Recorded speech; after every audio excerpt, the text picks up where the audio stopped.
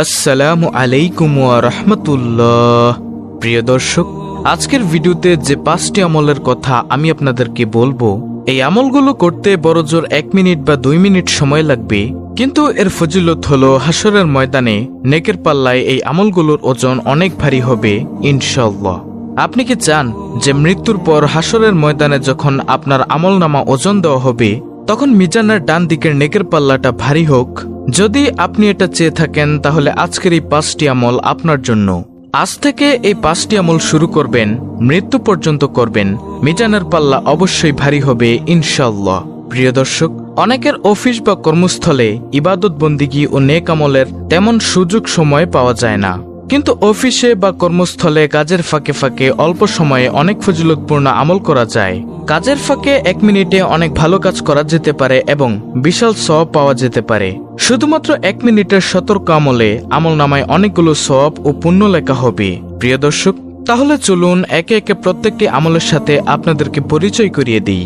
আজকের ভিডিওর 5টি আমলের মধ্যে সর্বপ্রথম আমলটি হচ্ছে নম্বর 1, মনে মনে দ্রুত গতিতে 3 বার সূরা ফাতিহা পড়া যায়। এভাবে আমল করলে 18 বেশি নেকি হাসিল করা যায়। প্রিয় দর্শক, এখন আপনি বলতে পারেন সূরা ফাতিহার ফজিলত কি কি? সূরা ফাতিহার ফজিলত হলো, হযরত আলী রাদিয়াল্লাহু তাআলা আনহু বলেছেন, কোন বিপদে পতিত ব্যক্তি 1000 বার সূরা ফাতিহা পাঠ করলে ওই ব্যক্তির আর বিপদ থাকতে পারে না। হযরত ইমাম জাফর সাদেক রাদিয়াল্লাহু তাআলা আনহু বলেছেন, 41 বার সূরা ফাতিহা পাঠ করে পানিতে ফু দিয়ে কোনো অসুস্থ ব্যক্তিকে খাওয়ালে অসুস্থ ব্যক্তি সুস্থ হয়ে যাবে।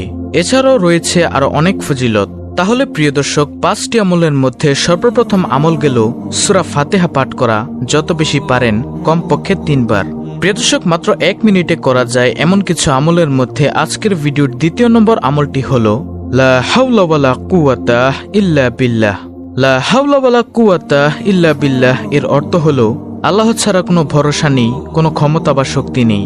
অর্থাৎ মানুষের ব্যক্তিগত শক্তি, সামর্থ্য, ক্ষমতা ও সাহস যত বেশি থাকুক না কেন, আল্লাহ তাআলা তৌফিক না দিলে তা কোনো ধরনের উপকারে আসবে না এবং আল্লাহর সত্তা সব কিছুর ঊর্ধ্বে।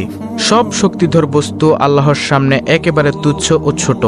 লা হাওলা ওয়ালা কুওয়াতা ইল্লা বিল্লাহ এটি একটি গুরুত্বপূর্ণ বাক্য। এর ফজিলত ও সওয়াব অনেক বেশি। যখন মানুষ নিজের সক্ষমতার বাইরে কোনো পরিস্থিতি ও কাজের মুখোমুখি হয় যা সম্পাদন করা তার উপর কষ্টসাধ্য হয়ে পড়ে, তখন এই বাক্যটি পড়তে হয়। এছাড়া শয়তানের কোনো ধরনের প্রতারণা ও আক্রমণ থেকে বাঁচার জন্য এই দোয়াটি পড়া হয়। এটি একটি গুরুত্বপূর্ণ একটি আমল। আমলটি করার ব্যাপারে হাদিসে অনেক বর্ণনা এসেছে। আবু মুসা আশআরী রাদিয়াল্লাহু তাআলা আনহু বর্ণনা করেন, রাসূল সাল্লাল্লাহু আলাইহি ওয়াসাল্লাম একবার আমাকে বললেন, তোমাকে জান্নাতের অন্যতম ধনভাণ্ডারের কথা কি বলে দিব? আমি বললাম, অবশ্যই বলে দিন হে আল্লাহর রাসূল সাল্লাল্লাহু আলাইহি ওয়াসাল্লাম। তিনি বললেন, লা হাওলা ওয়ালা কুওয়াতা ইল্লা বিল্লাহ। বুখারী শরীফের হাদিস, মুসলিম শরীফের হাদিস, তিরমিজি শরীফের হাদিস, আবু দাউদ শরীফের হাদিস। হাজিম ইবনে হারমালা রাদিয়াল্লাহু তাআলা আনহু বলেন, আমি নবী সাল্লাল্লাহু আলাইহি ওয়াসাল্লামের নিকট দিয়ে যাচ্ছিলাম। তিনি আমাকে বলেন, হে হাজিম, তুমি অধিক সংখ্যায় লা হাওলা ওয়ালা কুওয়াতা ইল্লা বিল্লাহ বাক্যটি পড়ো, কেননা তা হলো জান্নাতের গুপ্তধন। সুবহানাল্লাহ। দলিল বুখারী শরীফের হাদিস, মুসলিম শরীফের হাদিস। হাদিস নম্বর দেওয়া আছে। তাহলে প্রিয় দর্শক, 5টি আমলের মধ্যে 2য় নম্বর আমলটি হলো লা হাওলা ওয়ালা কুওয়াতা ইল্লা বিল্লাহ জিকির করা। প্রিয় দর্শক, মাত্র 1 মিনিটে করা যায় এমন কিছু আমলের মধ্যে আজকের ভিডিওর 3য় নম্বর আমলটি হলো রাদিতু বিল্লাহি রাব্বা ওয়া বিল ইসলামি দিনা ওয়া বি মুহাম্মাদিন নাবিয়্যা ওয়া রাসূলাহ সাল্লাল্লাহু আলাইহি ওয়াসাল্লাম। এর অর্থ হলো, আমি আল্লাহকে রব হিসেবে, ইসলামকে দিন হিসেবে এবং মুহাম্মদ সাল্লাল্লাহু আলাইহি ওয়াসাল্লামকে রাসূল হিসেবে পেয়ে সন্তুষ্ট। আবু সাঈদ খুদরি রাদিয়াল্লাহু তাআলা আনহু থেকে বর্ণিত আছে, রাসূল সাল্লাল্লাহু আলাইহি ওয়াসাল্লাম বলেছেন, যে ব্যক্তি নিম্নোক্ত দোয়াটি বলবে তার জন্য জান্নাত ওয়াজিব হয়ে যায়। দলিল মুসলিম শরীফের হাদিস, আবু দাউদ শরীফের হাদিস, মুজামু কাবির হাদিস, মুজামুস সাহাবা। হাদিস নম্বর দেওয়া আছে।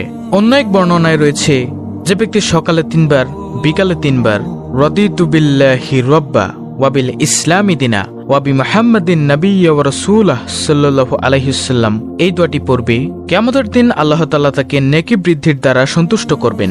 তিরমিজি শরীফের হাদিস। তাহলে প্রিয় দর্শক, 5টি আমলের মধ্যে 3য় নম্বর আমলটি হলো রাদিতু বিল্লাহি রাব্বা ওয়া বিল ইসলামি দিনা ওয়া বি মুহাম্মাদিন নাবিয়্যা ওয়া রাসূলাহ সাল্লাল্লাহু আলাইহি ওয়াসাল্লাম এই দোয়াটি যত বেশি পাঠ করতে পারেন প্রিয় দর্শক, মাত্র 1 মিনিটে করা যায় এমন কিছু আমলের মধ্যে আজকের ভিডিওর 4র্থ নম্বর আমলটি হলো সৎ চরিত্রবান হওয়া। প্রিয় নবী সাল্লাল্লাহু আলাইহি ওয়াসাল্লামের যে গুণ বর্ণনায় কুরআনুল কারীমে আল্লাহ তাআলা আয়াত নাজিল করেছেন তা হলো সৎ চরিত্র বা মহান চরিত্র, যে চরিত্রে থাকবে না কোনো গুনাহের চিন্তা। প্রিয় নবী সাল্লাল্লাহু আলাইহি ওয়াসাল্লামকে লক্ষ্য করে মহান আল্লাহ তাআলা ঘোষণা দেন, আর নিশ্চয়ই আপনি মহান চরিত্রের অধিকারী। কিয়ামতের ময়দানে এই উত্তম চরিত্রের লোকদের আমলনামা হবে 7 আসমান ও 7 জমিনের চেয়ে ভারী। প্রিয় দর্শক, এই সৎ চরিত্রের সংক্ষিপ্ত পরিচয় হলো হালাল গ্রহণ করা, হারাম বর্জন করা, আর নিজ পরিবারের স্ত্রী, সন্তান, মা বাবা ও ভাই বোনদের সঙ্গে উত্তম ও উদার ব্যবহার করা। তাহলে প্রিয় দর্শক, 5টি আমলের মধ্য থেকে গেল 4র্থ নম্বর আমল, অর্থাৎ সৎ চরিত্রবান হওয়া। প্রিয় দর্শক, মাত্র 1 মিনিটে করা যায় এমন 5টি আমলের মধ্যে আজকের ভিডিওর সর্বশেষ 5ম নম্বর আমলটি হলো ইস্তেগফার করা। ইস্তেগফার মানে হলো ক্ষমা প্রার্থনা করা, আল্লাহর কাছে মাফ চাওয়া। প্রতিদিন বুঝে না বুঝে নিজের অজান্তে অসংখ্য মানুষ ভুল করে বসে, অধিকাংশ সময় জেনে বুঝে শুধুমাত্র কুপ্রবৃত্তির অনুসরণ করে পাপ করে ফেলে মানুষ। তবে আল্লাহ তাআলা পাপাচারে লিপ্ত বান্দার জন্য ক্ষমার দুয়ার খোলা রেখেছেন সব সময়। তাই মানুষ যতই ভুল করুক না কেন, অনুতপ্ত হৃদয়ে আল্লাহর কাছে ক্ষমা চাইলেই তিনি ক্ষমা করবেন। পবিত্র কুরআনুল কারীমে আল্লাহ তাআলা বলেন, এবং আমি অবশ্যই ক্ষমাশীল তার প্রতি যে তওবা করে, ঈমান আনে, সৎকর্ম করে ও সৎ পথে অবিচল থাকে।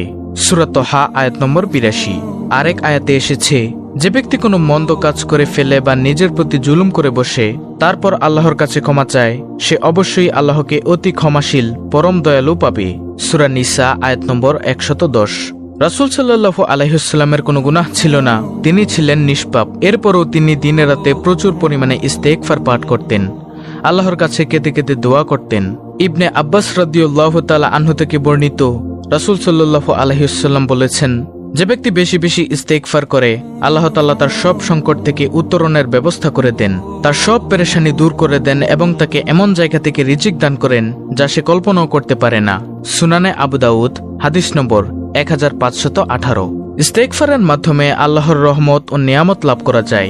ইস্তেগফারের ফজিলত সম্পর্কে কুরআনে কারীমে এসেছে, ইস্তেগফারের ফলে আল্লাহ তাআলা তোমাদের প্রতি সুষম বৃষ্টি বর্ষণ করবেন, আর তোমাদের সম্পদে প্রাচুর্য ও সমমানের বরকত দিবেন এবং তোমাদের জন্য বাগবাগিচা পানির ফোয়ারায় শোভিত করবেন।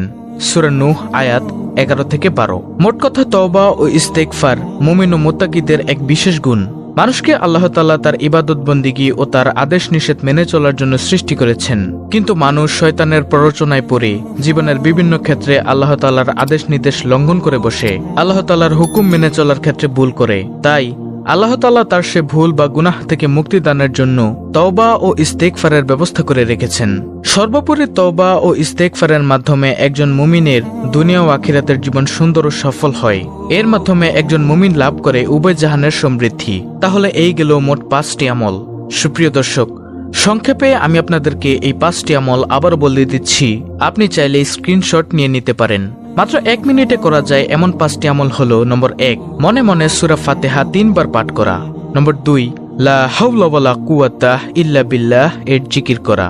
নম্বর 3, রাদিতু বিল্লাহি রাব্বা ওয়া বিল ইসলামি দিনা ওয়া বি মুহাম্মাদিন নাবিয়্যা ওয়া রাসূলা সাল্লাল্লাহু আলাইহি ওয়াসাল্লাম, বেশি বেশি এই দোয়াটি পাঠ করা। নম্বর 4, সৎ চরিত্রবান হওয়া, অর্থাৎ যে চরিত্রে থাকবে না কোনো গুনাহের চিন্তা। সর্বশেষ নম্বর 5, ইস্তেগফার করা, বেশি বেশি ইস্তেগফার করা, অর্থাৎ আল্লাহর কাছে ক্ষমা চাওয়া। প্রিয় দর্শক, এই আমলগুলো আপনি প্রতিদিন করবেন, তাহলেই ইনশাআল্লাহ আল্লাহ তাআলা আপনার নেকের পাল্লা অনেক ভারী করে দিবেন। তো প্রিয় দর্শক, এই ছিল অত্যন্ত গুরুত্বপূর্ণ আজকের একটি ভিডিও। ভিডিওটি ভালো লাগলে অবশ্যই চ্যানেলটিকে সাবস্ক্রাইব করে বেল বাটন অল বাজিয়ে দিবেন। ভিডিওটিতে একটি লাইক দিবেন এবং কমেন্টে আমিন লিখবেন এবং অন্য মুসলিম ভাই বোনদের কাছে ভিডিওটি শেয়ার করে দিবেন যেন তারাও দেখে শিখে আমলটি করতে পারে। আল্লাহ রাব্বুল আলামিন আমাদের সকলকে এই 5টি আমল করার তৌফিক দান করুন। আমিন।